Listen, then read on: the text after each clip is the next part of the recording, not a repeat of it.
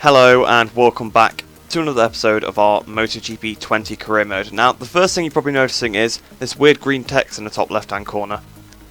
Yeah, I don't know either.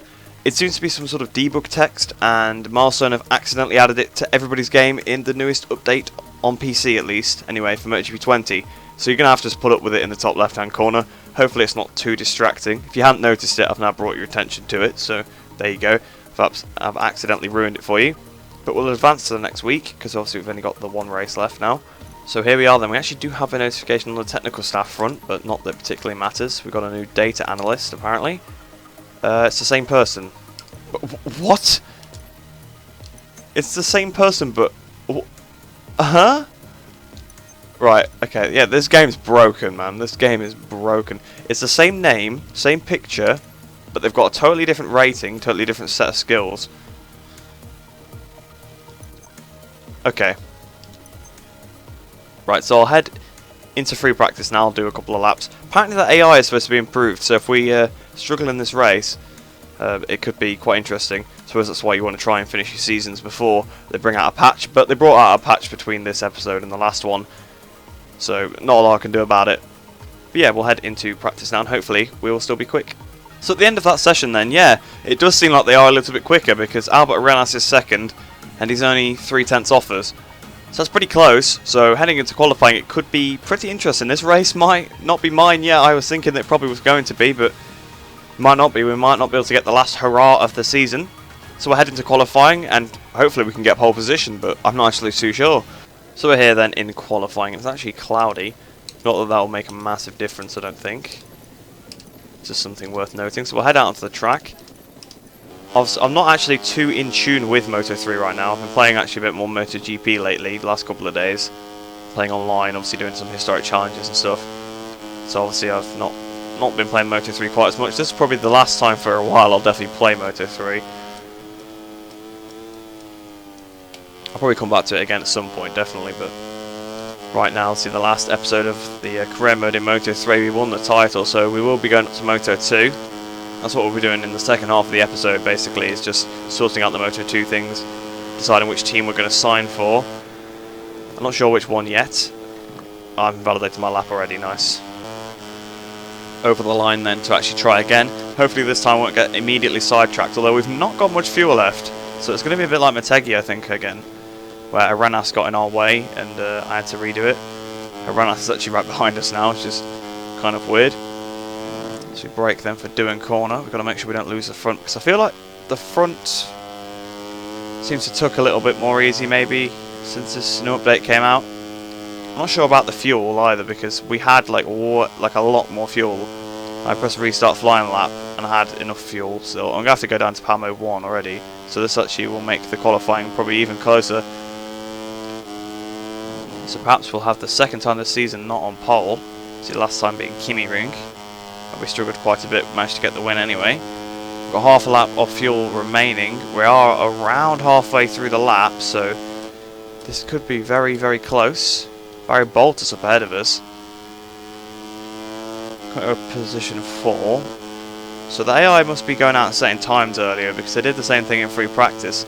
So it seems like they have actually changed a few things for the better in this update. They've also done a lot of things that are not so great. Because obviously, you can see the worst side effect for this is just a bit of green text for me, but some people, they can't even boot their games anymore. They can't get past the press any button to start, their game will just crash. So that's pretty bad. Luckily, we've only had a minor issue with some text, which I think everyone's got anyway. So as we go into the last corner then, Barry Boltus ahead of us. Don't know what line he was taking there, not a very good one. We can go into power mode 2, we get some slipstream off of him. So we come up towards the line, it's actually going to help us out massively as we go over the line. I don't know how much we went on pole wide, because it was giving me a sector gap the entire way around the lap, but then not at the end. So we'll get out of Barry's way. Obviously he got out of our way, so I'll get out of his. So yeah, we'll head back to the pits, and I'm not sure if that'll actually be good enough for pole, but I hope it will be. So then, yeah, it was good enough, and we were further ahead than we were in practice, by 0.8 of a second, so that's a pretty comfortable gap to have. Albert Arenas in 3rd place. He's qualified well a couple of times this season. He's been sort of up there, but perhaps his performance is a little bit improved. I've not fully checked what's in this update. I know I obviously keep going on about it, but it's the main talking point, I suppose, main thing that's changed between the last couple of episodes. So he might be a little bit better. I'm not sure about McPhee though. McPhee's not really anywhere near the front, so perhaps they've not altered the performance at all, and it's just a bit of a placebo thing. Messia's still second fastest. Foggia down in 9th, but again, they're all pretty close. I'm guessing Fenati and Foggia will be right up with Messia after the first corner. So then I'd actually forgotten that it's also cloudy in the race. Not that it makes much of a difference. So Gabriel Rodrigo down in 27th. I've actually not really heard of anything from him this season, and in real life, obviously, he's right at the front. He's one of the riders that threatens for the victory, so it's a little bit weird that all the riders that are good in real life are nowhere near the front. I suppose Messia and Foggia and Fenati are quite good riders. I'm not taking anything away from them, just saying that, the riders that you'd expect to be fighting for the championship this year and not even near the front. So here we are then for the final time on the Moto3 grid. Can we get a final victory? We've been on pole for every race except the Kimi ring, apparently on power mode 0 for some reason. Waiting for the lights to go out here. Lights out, away we go. We've had a terrible start. We've had the glitch start actually, so they've not fixed that then in this update. I was totally distracted by the power mode being in 0, but it actually makes sense because obviously I ran out of fuel right at the end after I'd done my run. So as we go into turn 1 then, we're trying to thread the needle through between Jeremy Alcoba and I think it was Aranas on the inside. So we're up to 4th place already. Dennis Foggia up next. So can we try and get past Dennis Foggia as soon as we can? Because obviously last time we got stuck behind him, it went really badly for us. And again, that was actually also in Spain, but in Jerez, obviously. And Lando Lucia. Oh, a bit of a wheelie there. So we're looking at the inside of Foggia, but we can't quite do it. Fenati and Foggia, like I said, are right behind Messia right off the start. But Foggia is holding me up quite a bit here, because the others are getting a bit ahead of him. Oh, we've got way too early on the throttle there. I can't go past him from that. I've got to sit behind him, because I got totally off the track. Right, so we're having a look around the outside now. There we go. As I got out the throttle after going off the track and sort of let him get the run on me, so then I just got the slipstream and went past him, which I think is fair enough. Didn't want to overtake him by going off track to do so. Although he's probably going to try and come back at us here. They haven't got the best exit out of 11. Perhaps I can try and slipstream Fenati on the start-finish straight. Maybe even before that, maybe we can have an attack into Adrian Campos, although I'm terrible at Adrian Campos. Looking for the outside. Oh, I've almost lost the front there. I felt the front going so much, but on the power nice and early. Fenati's not had a very good exit, but Messia is getting away from him a little bit at the front actually. We're going side by side with Fenati. We've just gone past him. He just lifted out the throttle there. One of those things that AI do. So Messia leads. It's been a while since he's led a race, I think. I think the last time he led a race was when he briefly got in front of me at Austria before he crashed. We were like going side by side down the straight. I think it briefly put him in the lead and then he lost the front at the next corner. Through the last corner then. The AI take such a strange line through there. It actually costs them a lot on the exit. They carry a bit more through the middle of the corner, but they lose a lot on the exit. So 41.5 there. So Messia's definitely upped his pace compared to qualifying. But here we go to the left hand side into turn 1. A bit like we did in the historic challenges, but a little bit less of a dive, although he might come back at us actually, because I've not got the best run out of there. Looking behind us, look how far we've dropped Fenati. Me and Messia are really pulling away from everybody here. I guess we have been the two riders to sort of dominate the season, and he's back at the inside, but we're back at the inside of him again. Actually probably some of the best racing we've had the entire season. And it's at the last round. I suppose that's what to be expected. The AI have always been good at Valencia. The AI is supposed to be improved from this patch. So I suppose that's what's going to happen here. And I think Messia's going to come back at us again. I could hear him getting on the power.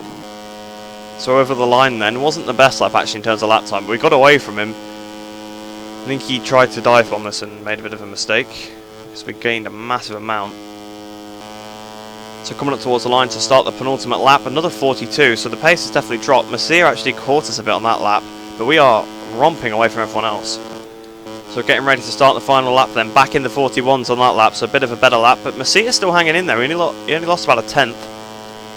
Rounding the last corner then, this is the most Messia has pushed me the entire season, because look at us on the map, we have destroyed everybody else, but Messia has hung in there, and despite not winning, that's definitely got to be his ride of the season. Yeah, so I won by a second ahead of Messia, and we were 5.4 seconds then further ahead of Foggia. So Messia was 5 seconds in front of all the other AI. Ridiculous. Messia, well done, man.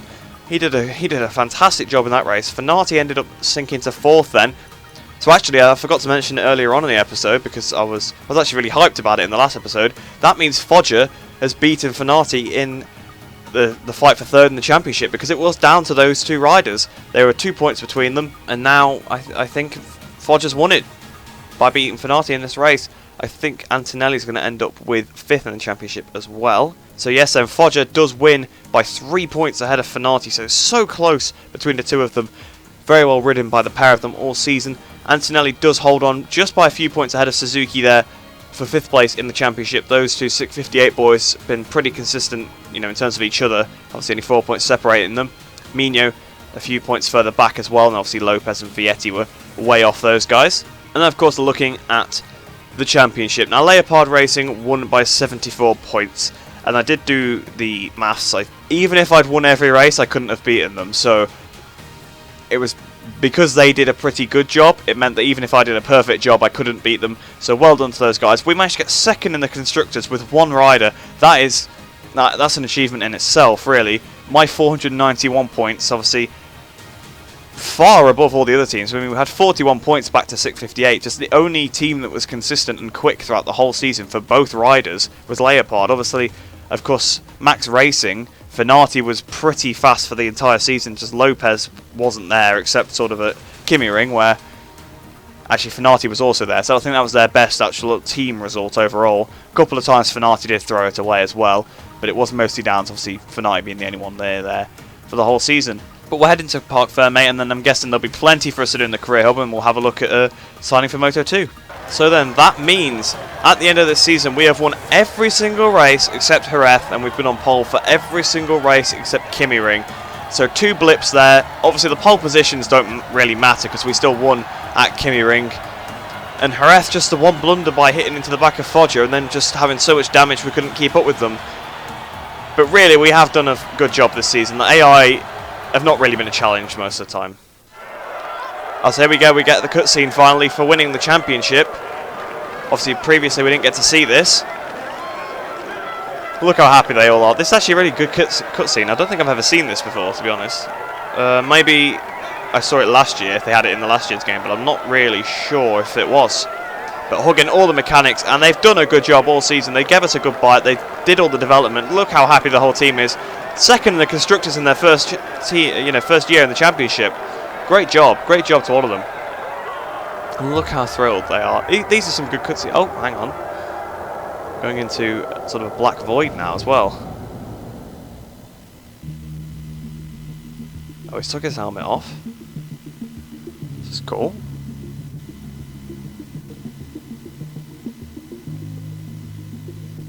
Placed it down. Actually, my modded helmet works in the cutscene as well. That's nice.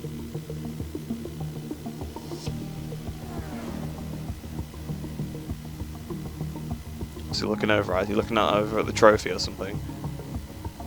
He's walking off. Yep, there's a trophy over there. He's walking towards. This is a really nice cutscene. These are really good. I'm liking these. It feels like back at the start of the game when I was raving about the Parc Ferme cutscenes, but these are actually really nice. And you're not going to see these repetitively over and over again either.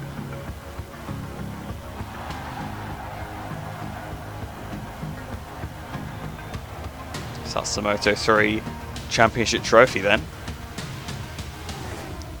Looking at the reputation, we gained nothing. We gained nothing. I'm guessing it's because it's the last race, maybe? Or unless it's a glitch with the new update, which could very well be. But we gained absolutely nothing for that. We're still gaining credits though, so yeah, a little bit strange. So we gained the 6,151 credits as we always do, which brings us up to 63,441. Why am I getting no reputation for the team objective? I won the championship and I'm not going to get rewarded with that. That seems a tad unfair. The credits are going up so much. Look at this. They've gone up 34,000 here, and it's taken a long time to count up. So we almost have 100,000 credits now. We have 97,814. So then we're back in the career hub. We have got another technical staff thing. It's her again. Oh, what? This game is broken. This game is so broken. What is going on? What is going on? I have this lady employed. She applied for the job and has now applied for it again. What? but with different stats every time. I think it's just loading in her name and picture. I don't think it's supposed to be her every time, but yeah, this new patch has broken the game. They need to revert to the old one, I think. It's pretty bad.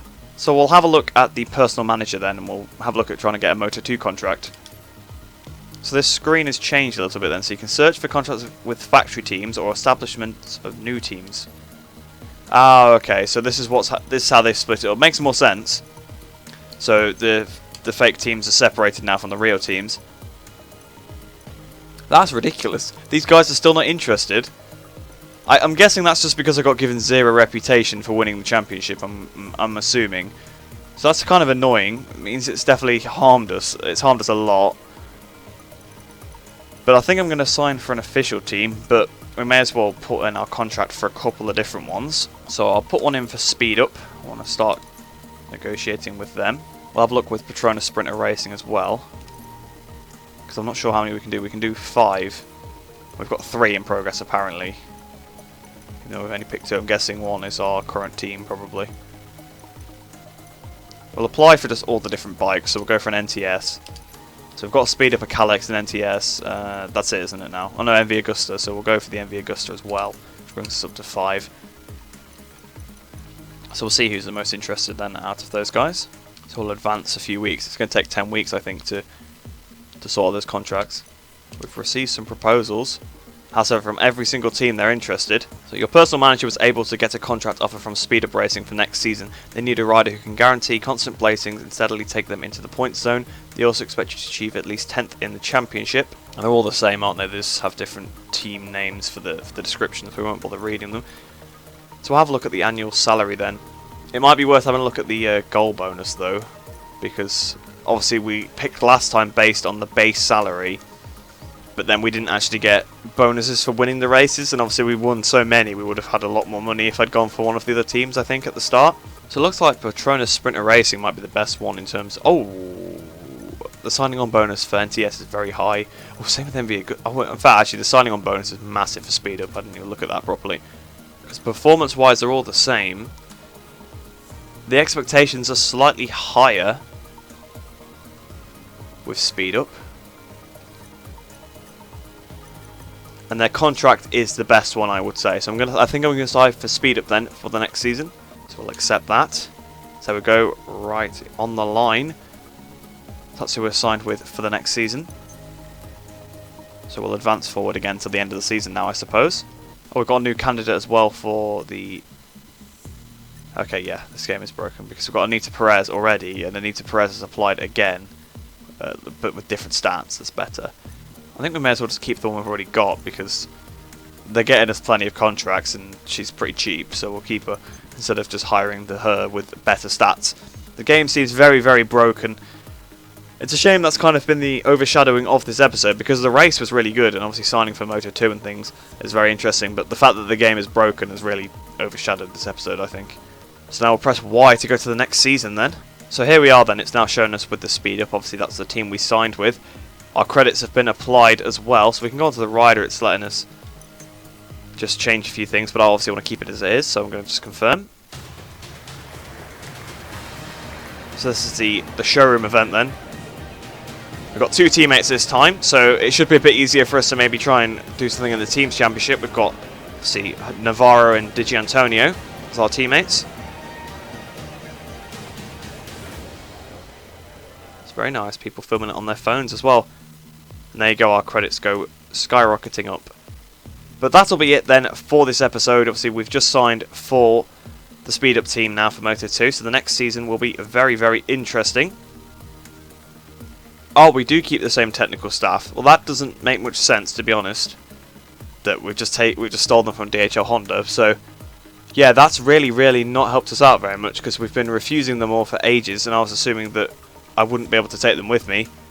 But I can take them with me, so yeah, we're going to probably struggle at the start of the season because we can't upgrade things, although the bike doesn't start at 0%, so it's not the end of the world. For some reason we can upgrade the engine even though we're not supposed to be able to do that in real life. But that's where we'll leave this episode, so apologies for the problems that have been happening, but nothing I can do really about them. Just the game has seemed to stop working, which is very, very odd. But I hope you have enjoyed that one. Hope you enjoy the rest of your day. I hope you're all staying safe. I shall see you in the next video.